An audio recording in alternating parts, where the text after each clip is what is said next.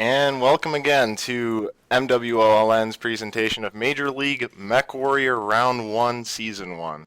Heimdelight joined by Homeless Bill over in the top right corner. Hey, Heim. And we are going to be looking at a couple of very closely seeded teams tonight. Hoping it's going to be a really good match. It's between Phoenix Company, 16th seed, versus ISEN at the 17th screen. I think that's Isengrim full name. 17th seed. So I'm gonna get some preliminary info out for you guys, and also a map tactic up of Frozen City. Give me 1 second. Yeah, definitely. And I'll say that Magician right now is casting another Major League Mech Warrior match. Ed should be casting another one on NGNG TV. The first one that was casted by Audie and Heim was a real brawl fest. That was between who was that between? APOC Ransom and Restless Forces? Adders. Oh, RA. Restless Adder, yeah. That was intense, man. As PJ Salt said in the outreach thread on that, those atlases, we did not give them enough credit. Those atlases pushed really hard and soaked quite a bit. It allowed the rest of the team to get behind APOC, I think more than once. And that's how RA moved on to round 2 in the winner's bracket. Yeah, RA definitely had some good focus fire there as well, especially in the second round. You see that APOC actually put out quite a bit more damage than RA and still lost by 4 or 5 mechs just because I feel like they were going for legs. I saw a lot of leg shooting in there, so interesting brawl match. Definitely quick and dirty. That it was. I think, between maybe these two teams, you never know, you might see sort of the same thing. Different strategies might be employed. Again, first drop is Conquest, 3 assaults, 3 heavies, 3 mediums, 3 lights. So you get the dynamic of getting the points. Although on Frozen City, as we saw in the match casted, I think that was Thursday. There's not really much focus on the capture points. It was all about getting in a better position to engage your enemy and take them out a little bit quicker. That, maybe it could have been played differently if teams took different weapons, but it's Frozen City Night. It's cold, they want to take brawling stuff. They want to rush at each other. They want it to get messy, and I think, some teams like RA thrive on that sort of chaos. So I think that's sort of the play style we're going to be seeing between a bunch of these games coming up. Well, and there's just, Frozen City. It's a pretty brawly map. I mean, you can swing wide out and try to do some conquest stuff if you want to, but I sort of expect a lot of this first round is going to be pretty brawly, to be honest. Yeah.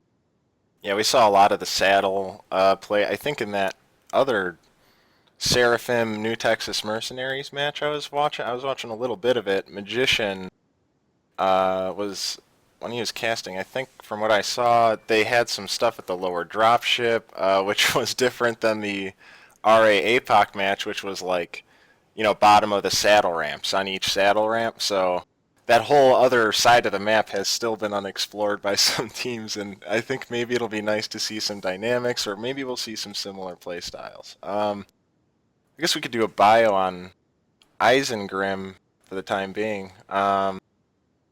Team still preparing for lobby and everything, Bill? Yeah, I'm talking to them right now, and they're still trying to get sorted who does side 1, who does side 2. So right now, Isengrim is choosing which side they want, and then hope we'll see the lobbies get set up shortly here. Looks like he is in lobby, so my guess is we'll drop Awesome. within a few minutes here. Awesome. So yeah, we'll get some background information off. Isengrim is FRR. I think a lot of people have noticed that. Got quite a few familiar names like Mech the Dane. He's a leader. He founded the Jarl, leader of the unit Jarl. Yeah, he's the primary drop caller. And what else do we got? What other players? Looks like they've been around for quite a long time. Their official colors are blood orange and hellblau. Fuck yeah, blood orange. We got to Same watch as out QQ for uses. some uniforms. We got to check out. Yeah, Yeah. yeah. Who wins the paint job contest? Everybody put in your votes in chat when you see it. That being said, are we giving anything away today, and maybe what exactly? Well, we're definitely gonna have two mech bays to give away on the stream today, so watch out for that. I'm basically just gonna be asking for a number between 1 and 100, and the person that gets closest with your one guess, not a million guesses, gets the mech bay, and that's how that's gonna work. We also have a bunch of 500 MC packages to give away over the course of the tournament for anything special that happens. So we'll probably reserve that for a clutch play or some, insane chat moment, whatever. We'll just have to play that one by ear. Nice, nice.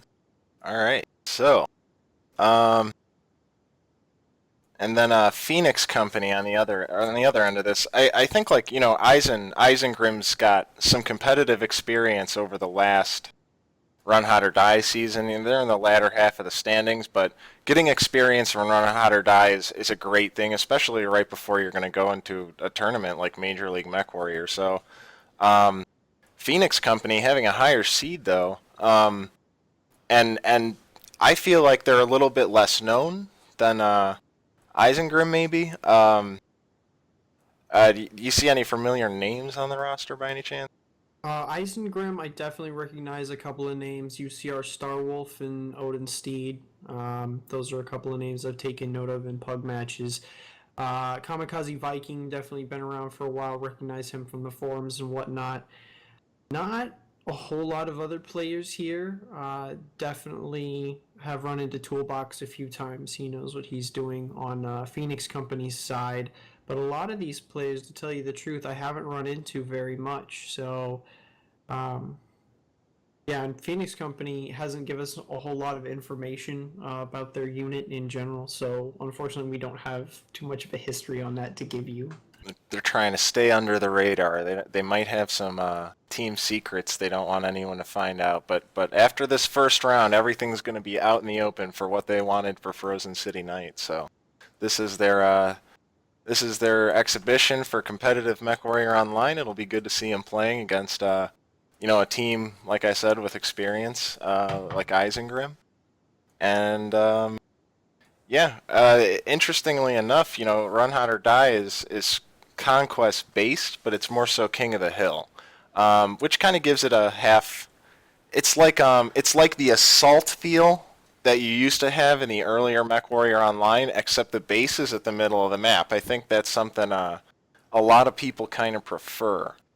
But maybe not just one base, because it limits play style around 1 point on the map. But not on every map. If the map's big enough, it would require it. So that play style would differ if that the cap point would change from spot to spot, which is like a crazy King of the Hill. I would love to That'd see be a great. King of the Hill or Crazy King because honestly, even this tournament, I would have preferred making this 8v8. I think 8v8 just plays better on a lot of maps, but the game modes just aren't designed for it. You've seen some rule contention with Arhod's King of the Hill thing, and as much as I'd love to do something like that, I just think the game modes need to be built for it to work properly. Speaking of which, really quick, the rules for this, for anybody that doesn't know, it's Conquest first drop, 3-3-3-3. That's 3 lights, 3 mediums, 3 heavies, and 3 assaults. Drop 2 is going to be skirmish, 720 tons. And then third round, if there is one, it will go back to Conquest 3-3-3-3. It's all on the same map so that teams have like a full week to prepare and practice strategies on their map. I'm trying to make it a more intentional thing where you sort of know what you're doing ahead of time, can plan. I'm actually looking at Phoenix Company's drop deck right now because they have it all listed on their team speak, but I'm not gonna I'm not gonna do it. Oh, that's dirty. Don't Yeah. do that. Yeah. But yeah, the rule set's great because the idea is that you get that the conquest, which is there's not gonna be like a snipe fest, and on Frozen City Night there's rarely a snipe fest, even on skirmish or anything. So it's not maps like this you're worried about. It's more open, long range maps where a team can literally sit in the corner of the map and another team can sit in the other corner and they could sit there forever until they inch close enough where they start fighting. You know, that kind of stuff. It's not. Both teams are really just sitting there unsure of what to do, kind of in those situations, or the map is holding them up behind two, points on the map that are pivot points, where if you can't go a certain way or else you get caught out, the other team can't go another way or else they get caught out.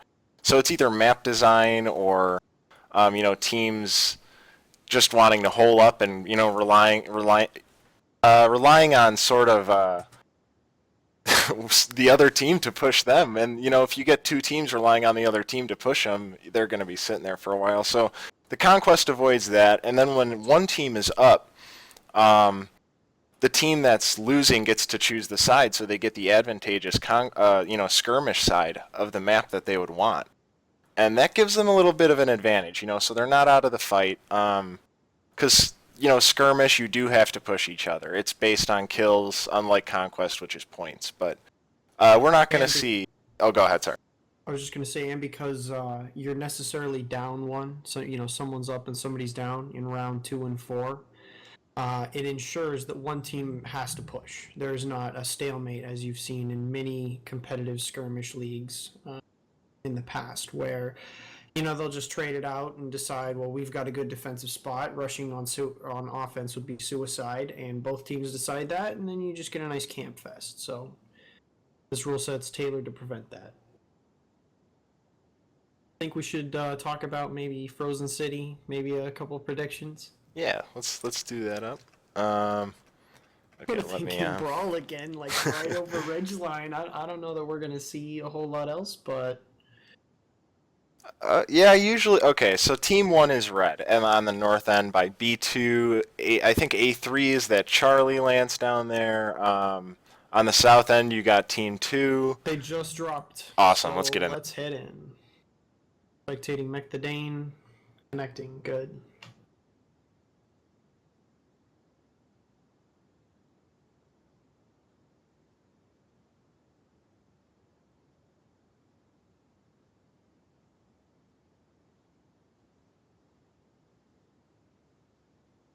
All right, and we're live for round 1 of Major League Mech Warrior Drop 1, Conquest 3333. And what sides are they? I'm looking.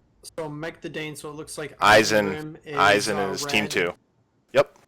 And blue is going to be Phoenix Company. For Phoenix Company, I see 2 Banshees, a Direwolf, 3 Timberwolves, 2 Stormcrows, a Wolverine, and 2 Fire Starters, and a Kit Fox.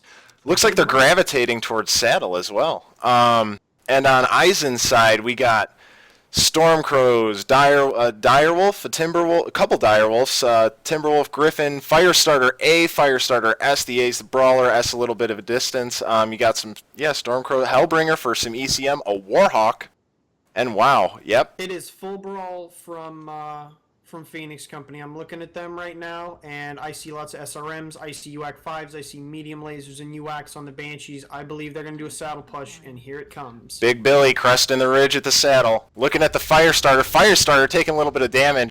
He got the UAV up, it looked like, though. I think Eisen's got some info at that saddle push. Eisen knows that saddle push is coming, and they might have... They're set up behind the ridge, which is great positioning on Eisen's part. Look at that. Those assaults out in the back.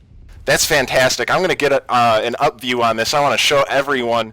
That is how you defend a saddle push. They are properly positioned. They got their assaults baited out long range, just hammering them as they come in. Unfortunately, these assaults are getting flanked on the left side right here. Yep. They did a good job pushing them out of there so they can't just get free damage. That was a very heroic push by that Timberwolf there. I think that's a drop commander, Racer Sky. And this company's got the numbers on the left, but I think they're going to be down ultimately. Let's see the scoreboard right now. 3 dead. 3 dead for Phoenix Company. Yeah. 1 dead for Eisengrim. Eisengrim's got the worst percentages, though. We've got a Direwolf that's getting pretty heavily damaged. Wow, look at all these UAVs up. They are making sure they know where everyone Phoenix is coming back. Phoenix 33%. Yep, wow. It's 2 to 4 right now? 2 to 4. Yep. All right, we're going to get an up view again. And if you see, Eisen's still got their firing line on the right-hand side, whereas Phoenix is now pushed up to these buildings. It's kind of, the tables have sort of turned, but not so much. The buildings, there's still some building cover here, as you guys can Eisen is in see. a strong grouped up position right now, and PC's just getting out traded through those buildings. They're peeking one at a time and getting taken down, and I think this is going to go Eisen's way. This is definitely going in Eisen's favor. That is how you receive a push that was very impressive on Eisengrim's part. That they were all prepared, mechs in the correct spots. They knew, it's like they knew it was coming. You know, that fire starter putting up that UAV at the saddle in the beginning was huge. And it basically gave away Phoenix Company's push 100%. They knew it. Absolutely. And those three assaults sitting out there in the perfect position, just far enough away that brawlers can't really get to them.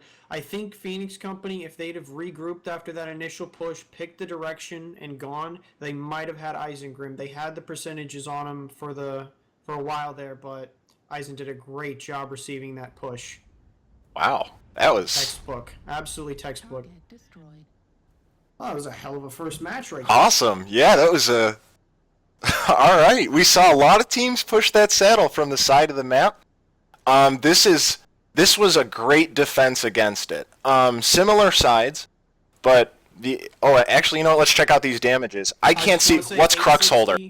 Who Direwolf, Warhawk? And the Direwolf and Wow. Warhawk 620. So those are those two posted up. And 851 or 581, that is the other Direwolf that was sitting there. So those three sitting there in position to receive the push did the damage and pulled that out for him. Wow. But then again, you look at the PC numbers: 664 from that Direwolf, a Timberwolf with almost 600, a Banshee with 479. But you also see that first Banshee threw got shut down, only 35 damage for Straker. He's one of their best pilots. Lance Urban also only getting 67, and that Kit Fox probably got picked off early. Yeah, the Toolbox is actually a pretty notable name. So those are numbers you'd expect them to put up.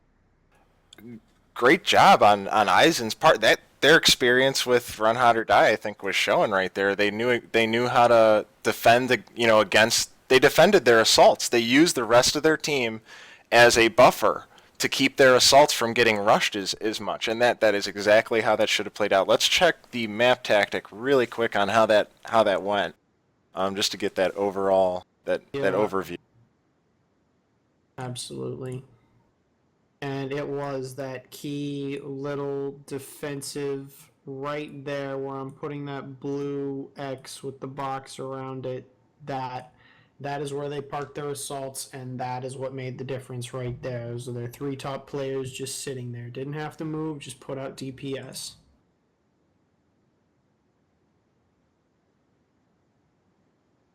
I'm going to update this drop info really quick in here. So that was, what was the final score? Did you catch that by any chance?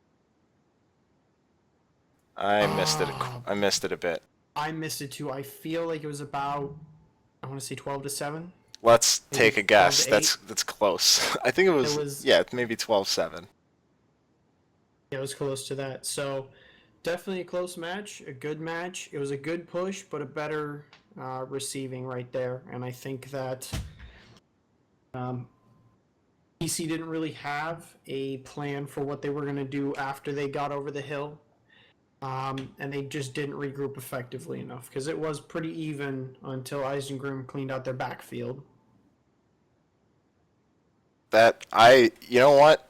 In comparison to APOC's reception of the RA pushes, I think APOC wanted to push. Maybe that was the difference between these two, but Eisen expected the push and they received it well. That was well played on their part. Yeah, where you put that blue X, having the Direwolves there was huge. That was a big part of that.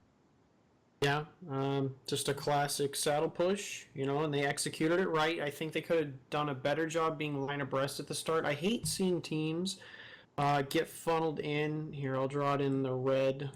But it's like they feel obligated to put their whole team through the narrowest path of saddle when it's really like, you should come over both sides of this. If you're going to push over that ridge, you're better off having all 12 of your guys over right at the beginning than try to just funnel them through a spigot that's only 1.5 mechs wide. It also allows them to focus fire the mech at the front of the line pushing in, and That's that 37 damage Banshee right yeah. there. You know, that is a completely wasted mech effectively. And it's one of your assault pilots, probably not something you're going to give to your weaker players. So, as much as you're doing your damage as a shield, it's better when you can survive.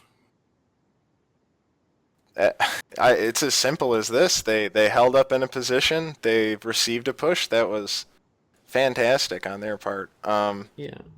I guess I will say that Eisen, well, sorry, Phoenix Company was sort of spread out and around back here trying to trade towards the end, and it just didn't really work out well for them. They got a little bit spread out. They even had a couple back behind Ridge. Sort of back here, I saw Wolverine and something else hanging out back there.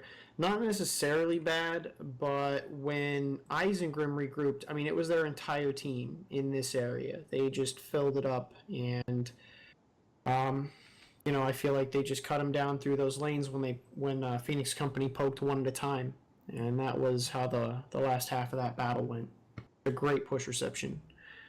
Yeah, you saw Phoenix getting a couple mechs in the beginning. You thought they might start making a comeback, but I think they didn't get that cohesiveness together midway through the match to make a comeback. If they had all called, let's say regroup behind these buildings, let's start, poking these two angles and focusing these mechs, they might have had a little bit better of a chance, I think, rushing into that open and then yeah, like you said, spreading out across the buildings, leaving people behind, a little bit disorganized. Teams gotta make sure right after a push, everyone's still on the same page. Like the longer you stay on the same page, the better you are going, in like longer into the fight. It's an endurance DPS battle at that point. So um, in that case, Isengrim held it together really well, especially those direwolves and Warhawk. Wow, those just absolutely crushed in the backfield over there. Yeah, They couldn't even approach them completely. It was pretty tough. you don't see that kind of positioning in pug matches ever, and it's what you need to see whenever you want to receive that push. It was just a really good job by them. I'm kind of curious to see how this is going to affect strategies for round two here.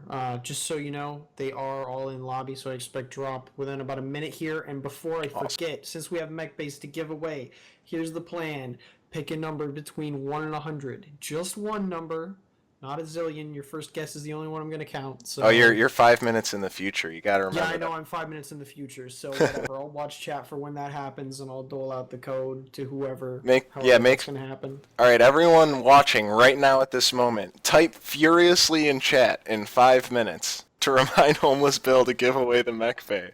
So you And by guys, that, I it's mean it's at pick the your right time. numbers. When I see a bunch of numbers, I will know. Yeah, So you've just got like, I'm going to say you've got a minute. Maybe from the start of when I was talking to the end of when I'm talking now is how long you have to submit your guess. And yeah. all right. Good luck, everyone, submitting your number. That's I actually a pretty know. good way to do it. All right, I like that. Mag That works out. apparently has some like raffle thing set up. I'm gonna talk to him Nightbot, about that because that yeah, sounds like more automated and better. it's But much for easier. now, this will work. Hmm. So whatever. Yep. All right. So What do you expect to see this match? Do you think Phoenix Company is going to change it up as a result, or do you think they're just going to tweak what they were doing and try it again, especially since they're going to be down this time and forced to push?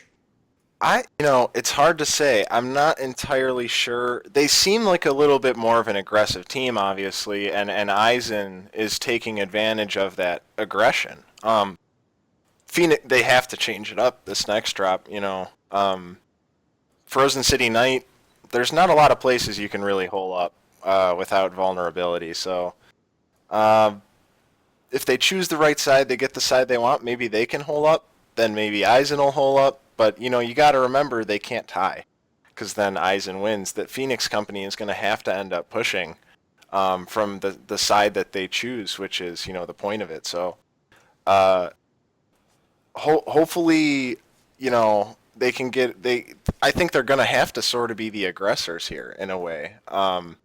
It seems like that's their play style. It seems like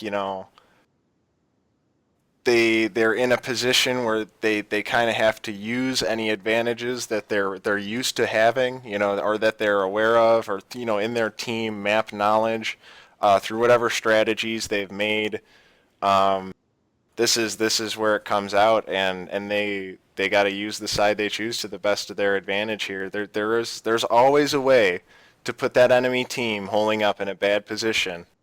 It's always possible. You gotta be patient and rushing in there right away in an open area. For example, if Phoenix Company did a little bit more scouting, that match maybe they wouldn't have pushed that saddle.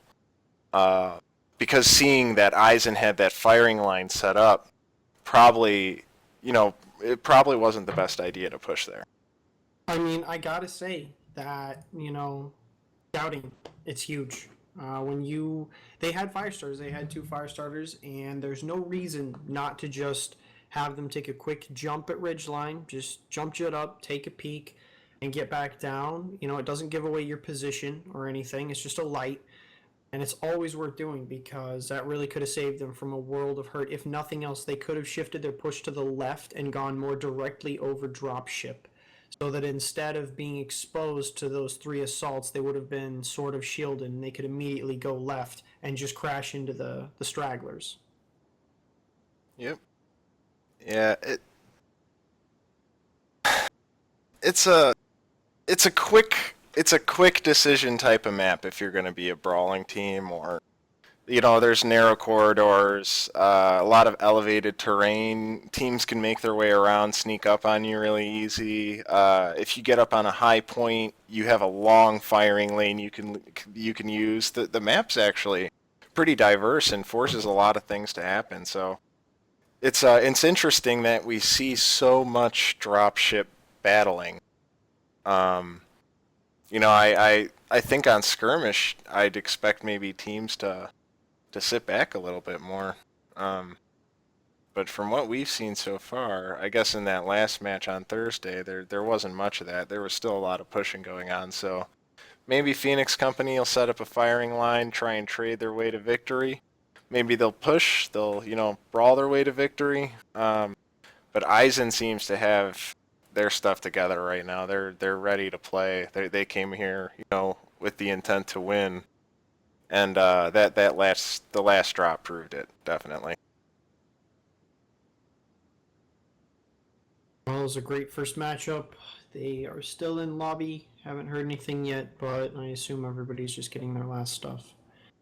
So I think, if I'm reading chat here, I'm going to give an update to anyone listening.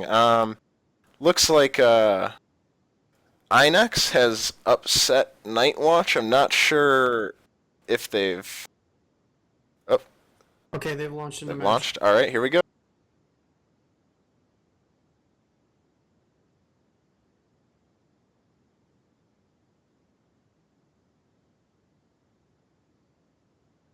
Alright, round 2. Let's see which side Phoenix Company picked here. I think they picked Team 2, south side. So the cave is on their left, Generali on their right, whereas Eisen's got the cave on their right and Generali on their left. Believe. I think I can move around now. Here we go. And looking at Eisen's drop deck, they have got Direwolf, Timberwolf, Hellbringer, Dragon, 2 fire starters, Stormcrow, Timberwolf, and in this lance down here, Wolverine, IV4. Ooh, so that's a quick draw, I think. Blackjack, and a Stormcrow. All right. And what do they got over on that Phoenix Company side? Let's see. So on Phoenix Company, we've got Timberwolves, Hellbringers, Stormcrows, a Wolverine, and that's about it. It looks like they're forsaking lights and going all with that mid-range clan tonnage. And Phoenix Company is pushing into this lower frozen city, and Isengrim again, waiting for this push and holding up on this hill. This is a really good hill for them to hold. It's hard for the team to trade into lower city, so I'm going to get into Mech the Dane's cockpit here. We're gonna see maybe what he's looking at. Maybe he's calling some stuff. But he's making good peaks. He's got the standard 2 large pulse 40R medium Timberwolf C build. And those strikes, yes, strikes are allowed in this tournament. So we're seeing a lot of strikes being used, and this is a really good trading. This is some trading that we don't usually see. The on the left has gotten caught out in the open, and he's legged, and he is going down. So now Phoenix Company is up, I believe. Let me check. I think that's yes, you're right. Phoenix Company is up. Yes. Yep. So Phoenix Company is up, and even though I think they have the disadvantage in terms of positioning, now they have the advantage in terms of score. All right, so as we see, ooh, Stormcrow all the way. It looks like 2 Stormcrows are going all the way left for Phoenix Company. They got really torn up by the firing line, but they're doing something sneaky over there.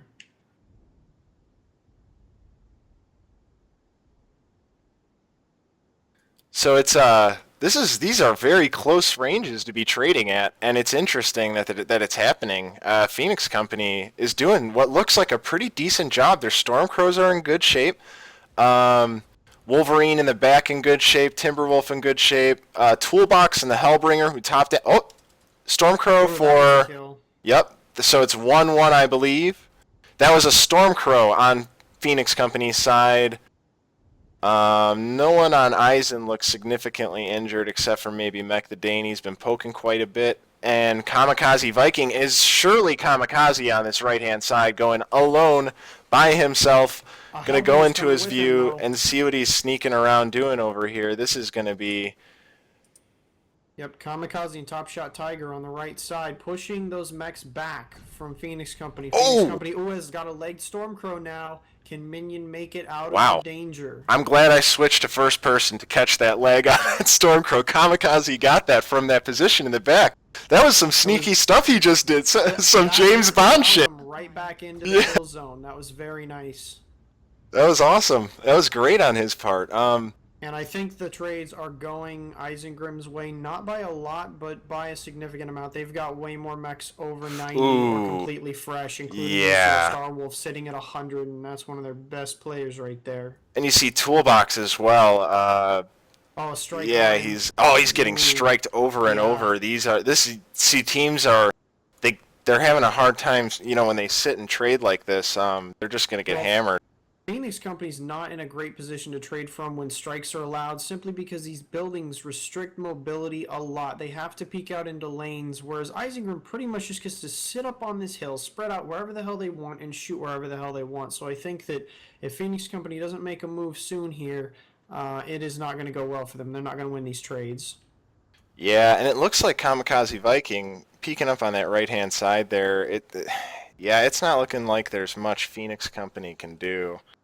They're all kind of holed up in the back. Oh, they're pushing left a little bit. It looks like cohesively pushing left a little bit, but they're receiving. Is going all the way left. There's a Starwolf and a Firestarter and a Blackjack over there, but I don't think they're going to catch him. Maybe the Blackjack, but even that's going to be it's looking like they're going to get away with more than enough time. But the Blackjack is by himself still. The Blackjack's going to get caught out. The Blackjack's going to get caught out, maybe. No, maybe not. Wow.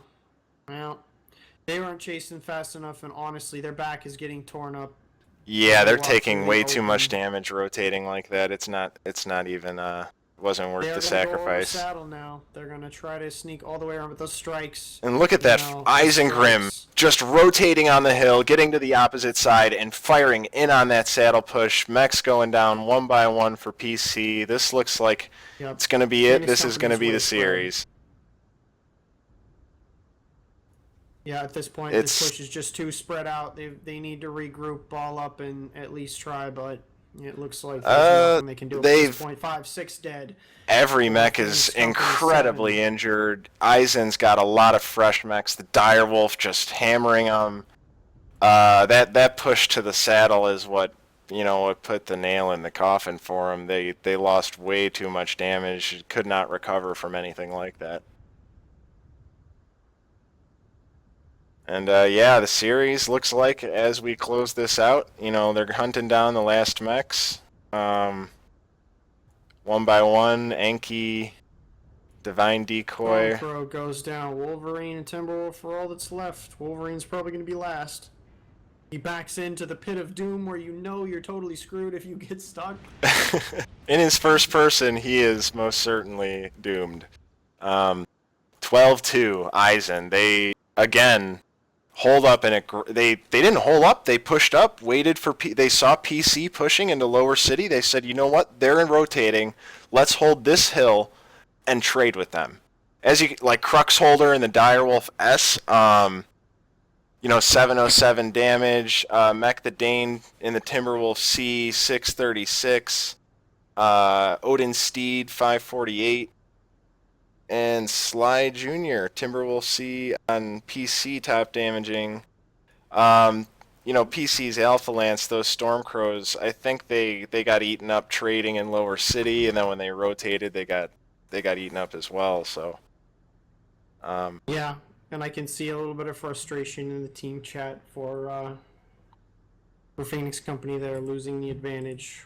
Not a huge fan. And honestly, though, as much as they had the kill advantage there, I think they were always at a pretty bad disadvantage in terms of position. I'm gonna clear our map tactic thing so I can draw a little bit here. I'm asking them if they're playing the last one out, or if they're just call it.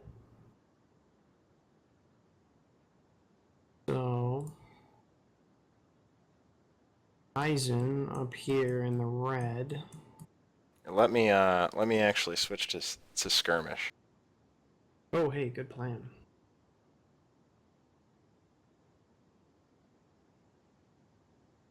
There we go. Okay, so I'll draw Phoenix Company's movement here since I've already got red selected. They all did your standard sort of pug push into Charlie 4 Bravo 5, whatever you want to call that little corner in the city down there. And it was working out at first because they ended up getting a kill. What was that kill? Was that a Stormcrow that got caught out? Yeah, that was a Stormcrow that got... that was a Stormcrow that got caught out. I'm reading chat now. Some pretty funny comments. There's going to be... Oh yeah, numbers, right. There's lots of numbers. I also hate everyone, mostly fluff. Is it about time for the numbers to be flown in?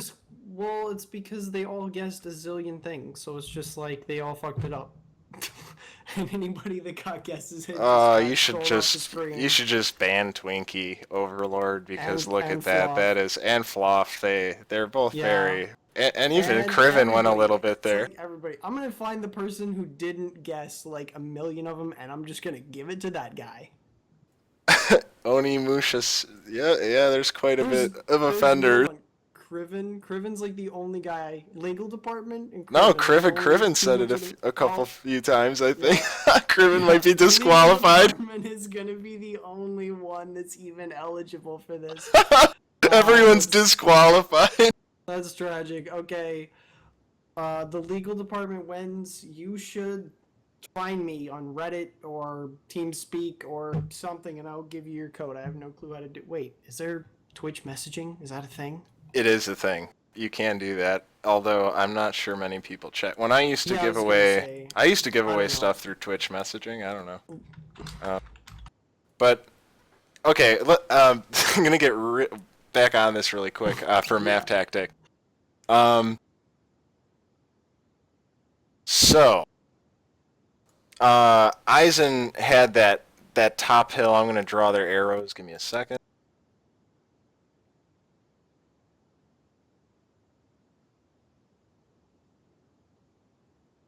Yes, legal department winning that mech bay because he is the only one eligible.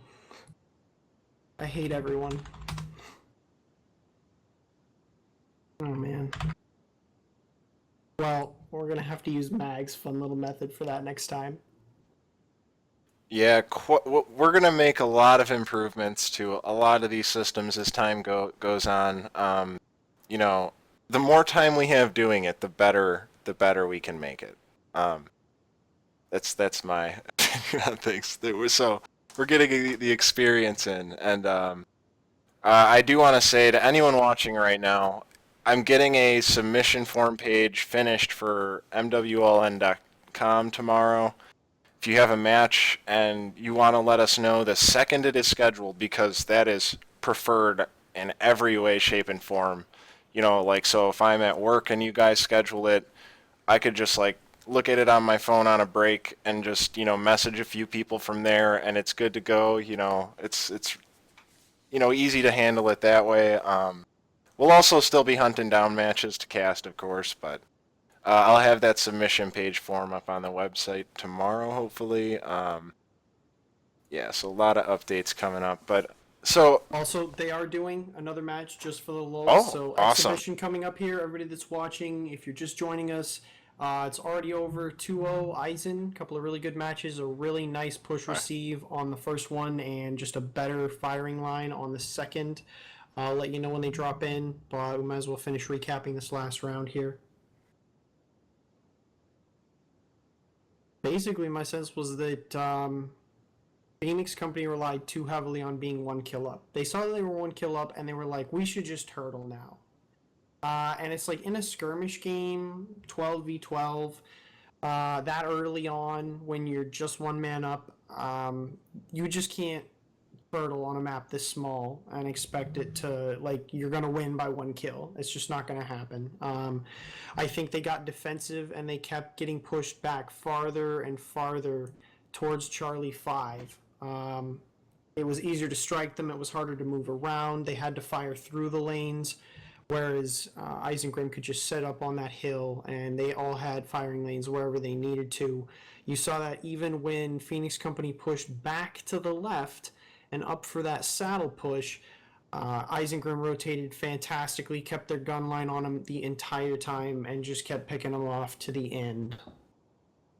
Yeah, it was refreshing to see some trades on Frozen City Night. I gotta say. And great job on Isengrim for keeping. They're holding down basically a firing lane, a position of mechs. Yeah, rotating around that hill. That was their pivot point that they used. Sorry, my cat's on my desk jumping all over my stuff. But yeah, so that was a huge part of that strategy. Wherever PC rotated from, Isengrim rotated around that hill and used it as a defense. And over time, you whittle down Phoenix Company. It's basically like, you think of you've got your island, that's that hill, and then you've got a moat around it, like this open area that PC had to cross to get to Isengrim. Isengrim, those are the spots on Frozen City Night I'm talking about that you can sit and use to your advantage and trade from really well. Maybe if PC had gone straight to Saddle and set up a firing line there, they might have been a little bit, better off. It's just my opinion, though. It's possibility, but as things went, great job to Isengrim. They're going to be moving on to round 2 in the winners bracket. And Phoenix Company, it's not over. You guys are going to be in the losers bracket. You'll be facing another team again. Take the experiences you have learned from this match and improve upon it. Getting these matches in, getting practice is a huge part of this. And, as I'm reading in chat, people are saying Isengrim practiced a lot. It showed. It definitely showed. They were prepared 100%. Coming in at 1 seed lower, they played like, they they were definitely one step ahead of Phoenix Company, that's for sure. Yeah, Phoenix did a great job too, though. To be perfectly honest, at least in that first match, it was a pretty well executed push. I think they could have done some things better, but overall they held it together and did a pretty damn good job. And same for the second match. I think the second match, the issue was that they were brawling builds, not trading builds, and they just were relying. I mean, they were leaning on the crutch of being one kill up too heavily. They needed to push that advantage, pick a side, and just go straight into them because Eisen did have the superior firing line there. I'm also very happy that they're playing a third match. I love that As teams am do I. that. Yeah, I Huge just think props that's to anybody who will play out those extra matches just to get some extra experience and entertain the viewers. That's what it's all about. I understand it's, crappy to lose or whatever, but it's extra practice, it's good stuff. I mean, what's the point? It's about playing fun matches, right? Yeah, and when the playing ground is as even as it's going to be, that's the most fun when it's going to be. You win with your team or you lose with your team. You figure out strategies together. This is where you all put your ideas together, and that's what it's all about. You got to thank both teams. Thanks to Phoenix Company, thanks to Isengrim for scheduling the match, taking the time to play in the competition in the tournament. The tournament would be nothing without the team signing up. It'd be nothing without Homeless Bill's organization. Um, the thanks to everyone for everything. I think and the spectators for showing up, for enjoying it. That's who it's meant for. The whole casting and everything. So, um, yeah, it's really positive vibes all around and everything. I think this is a really good environment for teams to take good things, positive things out of it, and improve upon themselves with it. So that third match becomes like an automatic, like we're here, there's 12 of us, why not? Why just let's just do it. It's only fun. It's how often do you get to do these types of things? It's not like it's in public here or anything. So if you're organized for it, it's well worth the time. Well worth the time. I think they just dropped in. Awesome. I see them. Yes, they are deployed, so I kind of like this better than even relying on them to tell me. The friends list.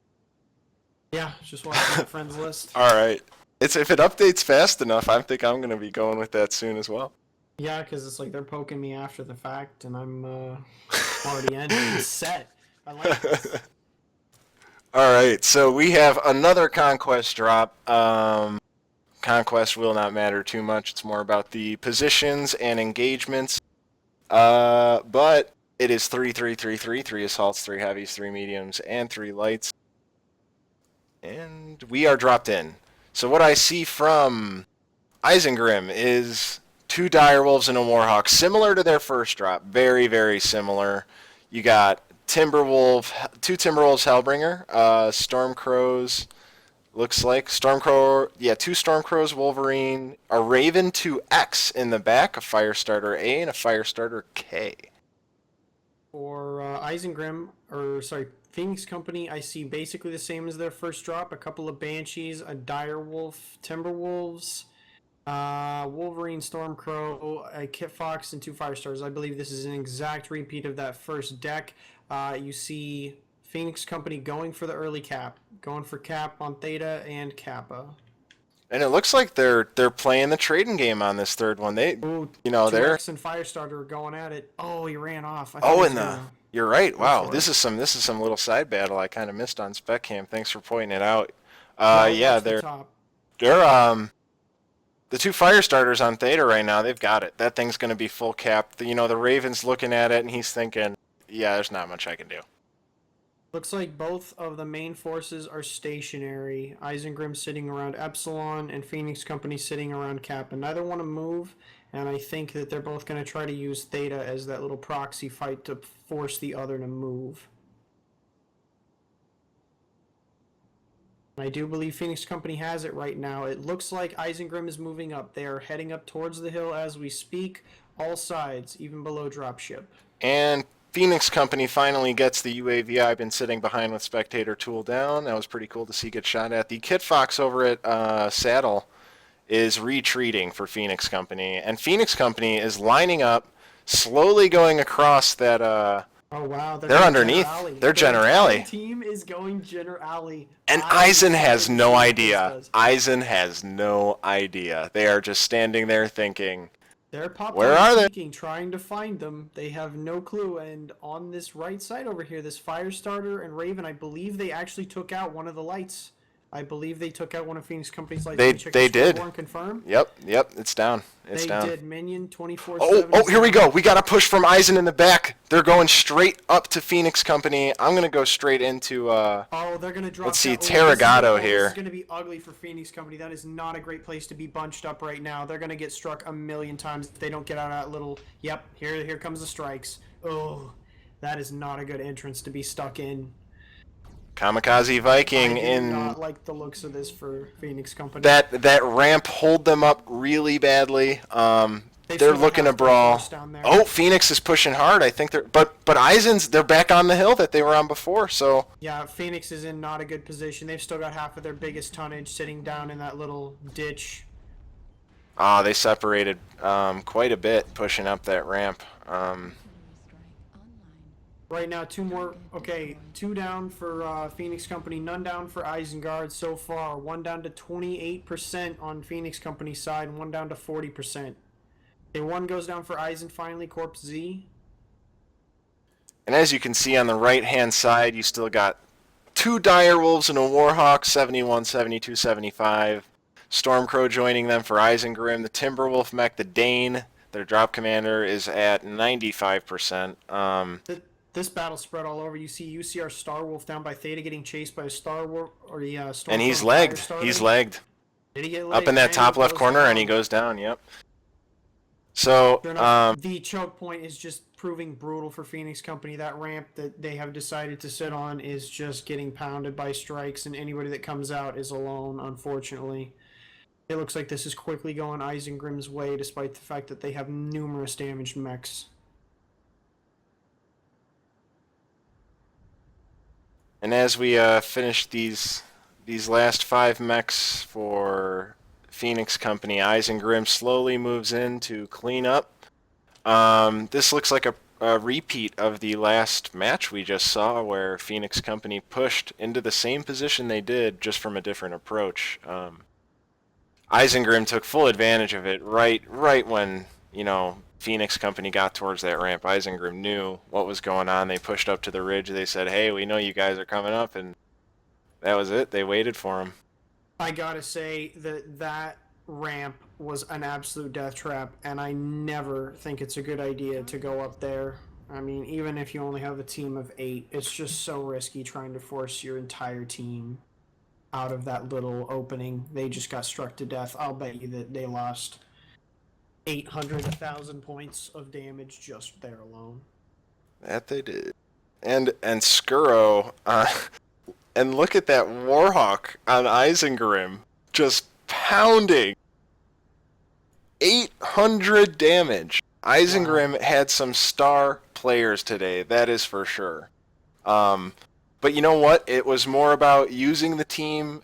We saw Isengrim do this multiple times. They set their assaults up in a good position, just hammering down the mechs coming through the open, the heavies, mediums, and lights trading when they could, but being the ones to push up and engage, and forcing Phoenix Company to engage them. Well played again by Isengrim. It looks like their team has got some decent cohesion going. They know where to set up. They know where to be trading from. And they came ready. They came ready tonight. That is 100% sure. But Phoenix Company, they had something interesting going at first. I think dropping into the alley might have been what put them at a disadvantage. Yeah, I think it was a good thought in that they were going to be sneaky and try to move around and reposition, pop up somewhere else. They just needed to either go all the way around, or they needed to do it with a faster drop deck, because that was never going to happen with a Direwolf and a couple of Banshees. Yeah. So we can do map tactic for this really quick. Do you want to give away another mech bay really quick? Yes, I'm doing it in chat right now. I've decided that this is an easier way for me to babysit this and look at the numbers before people like Schopenhauer are going to fill up the damn chat with not real guesses. So. Oh no, he said, they're already banned, but I'll be the next one. He's going for it too. Yeah. All right, so I'm going to clear your... Yeah, go ahead and do a little replay on this. Probably switch it back to Conquest map. Yep. All right, so we saw Isengrim take the Team 2 side. That's the light blue south side this time. They sat at Saddle, if I remember correctly, mostly that Epsilon cap point.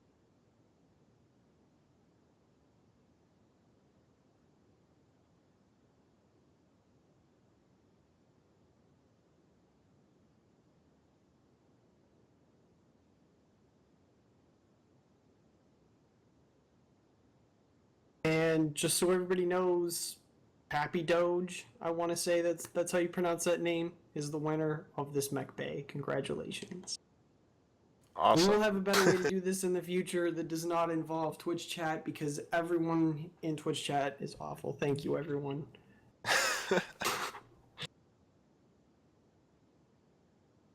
But yeah, that kill zone. That kill zone right there. This is where they died. Unintentional ugly Pac-Man has been drawn. Ooh, Backwards. that's a nice Pac-Man. Could be Miss Pac-Man. Hang on, I'm gonna draw the bow. Thank you.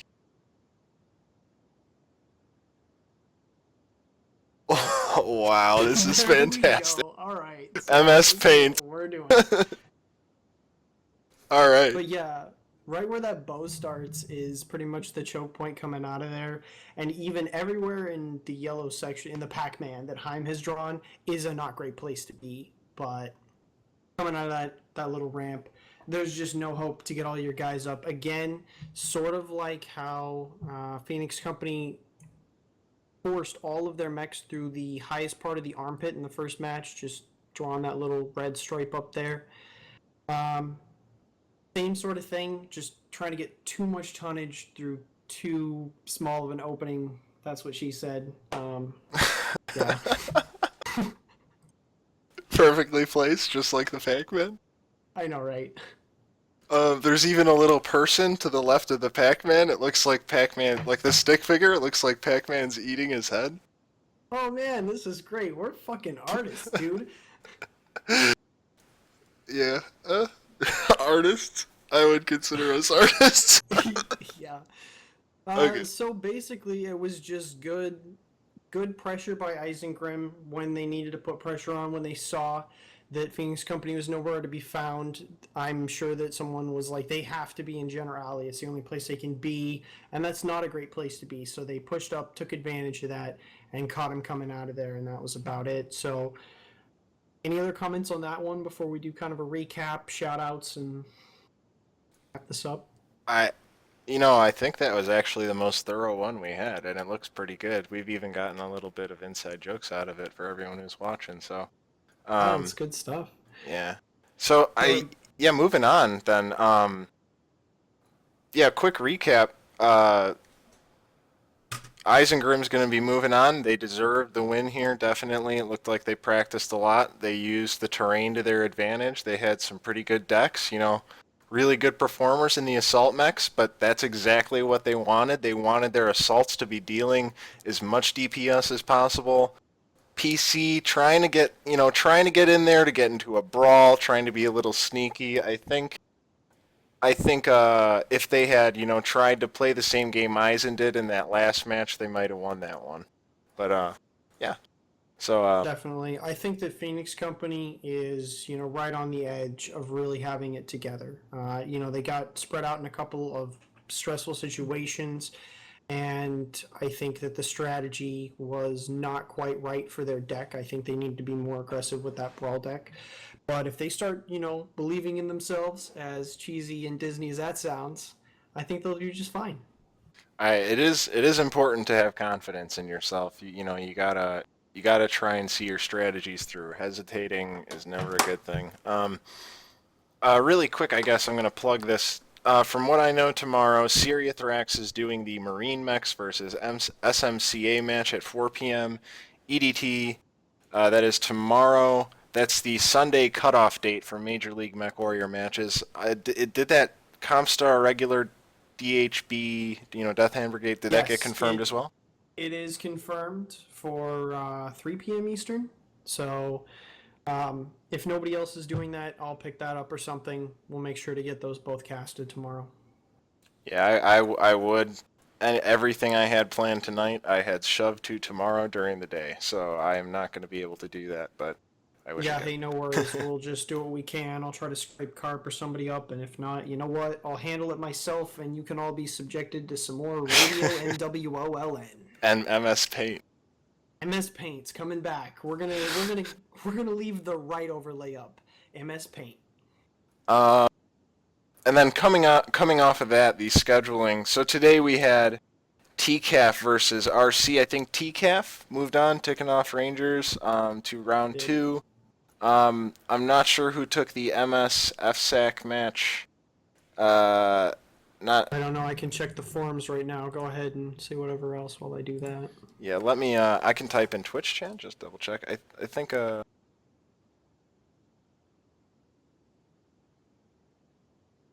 right, TCAF versus RC. I don't see the MS scoreboards up there.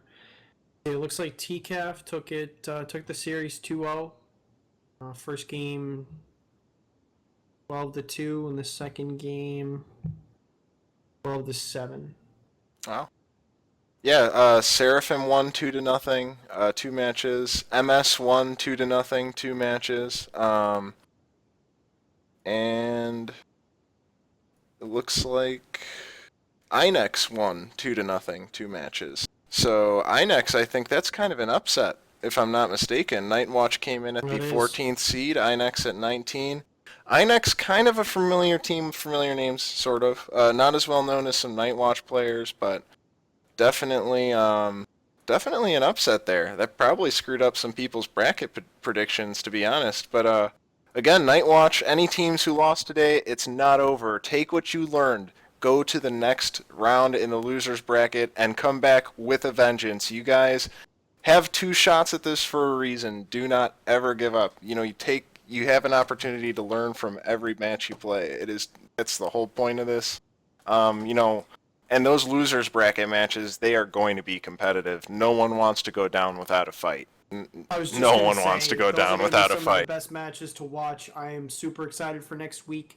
Next week is just going to be the top 8 seeds versus the winners of the matches this week. Losers bracket does not start until week 3, but once that gets underway, that's going to be a heavy week of casting matches. So Yeah, we're excited for that. It'll be pretty good. There's gonna be a lot of content to sort through for people who want to watch matches by the end of this tournament. That's for sure. And like I've been saying, as time goes on, things are going to keep improving. We're going to be making things easier for teams to contact us. We're going to be making it easier for us to cast. And later into the tournament, I think the production quality will probably heavily increase as well, as most matches are going to have 2 casters because the amount of games is lessening. So, should we start wrapping it up here then? Is that good enough? I think so. Yep.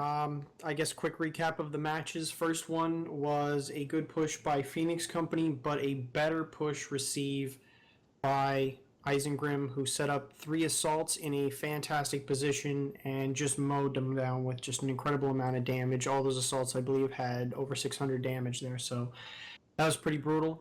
Second match was pretty dynamic, actually. A lot of action away from the main group.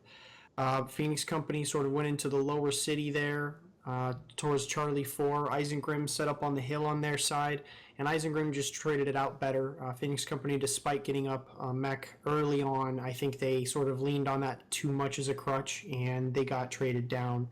And the final push at the end just wasn't enough to bring it back. And then, of course, that third match there, just for show, just for shits and giggles, Phoenix Company with the bold strategy of heading down to Jenner Alley and trying to come up. Again, they sort of got caught in that icky position there with Isengrim back on the same hill. And that was our series. Yep. So again, tomorrow we got Marine Mechs SMCA at 4 p.m. EDT casted by Siri. You're going to try and get the CI Death Hands Brigade one, correct? Yep. And that's at 3 p.m. EDT.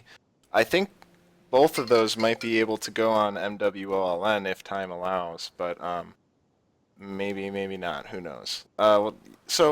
I think we'll get a post up on Reddit tomorrow detailing all that info. I'll be around, so I'll be able to get that up. I'll try my best to organize it. So, All right, great. And, on that note, let's do a couple of shout-outs.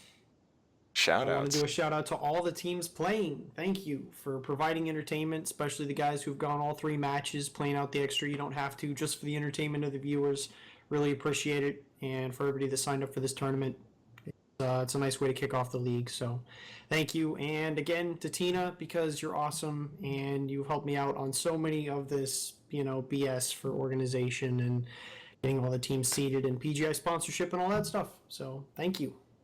Yep. And yeah, I guess I want to add on to that. Tina's been really helpful with MWLN. She's been keeping in touch, trying to get as much info as she can to herself and PGI to better promote, better help out. And again, yeah, thanks to the teams. This is actually, this is one of the most fun, this is some of the most fun I've had, being a part, of Mech Warrior, casting matches and, watching the competitive scene grow. So, it couldn't have been done. I'm not the only one in this position. I think a lot of other people are happy with stuff. So, yeah, thanks to everyone for coming out, watching the matches, and thanks for the teams for playing the games.